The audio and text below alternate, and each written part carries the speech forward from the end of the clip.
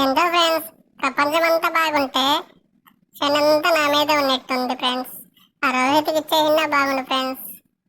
ఏం చేద్దాం, కెప్టెన్ గా నేను తీసుకున్నాను. 2 మ్యాచ్లు ఓడిపోయాం చూడు. ఎలాగుంది నా సేనే. ఈ మిగతా ప్లేయర్స్ అంతా మొత్తం ట్రోల్ చేస్తున్నారు ఫ్రెండ్స్. అభిమానులు, రోహిత్ అభిమానులు, లాస్ట్ ఉన్న అభిమానులు కూడా ట్రోల్ చేస్తున్నారు ఫ్రెండ్స్. ఏం చేసేది అర్థం కాలేదు ఫ్రెండ్స్.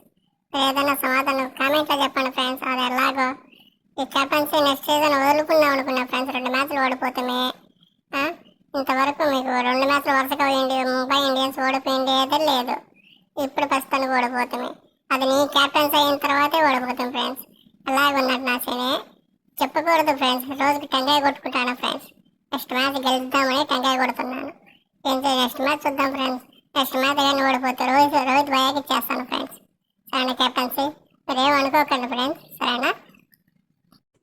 పోతే నా వీడియోని సబ్స్క్రైబ్ చేయండి ఫ్రెండ్స్. ఓకేనా? Thank you.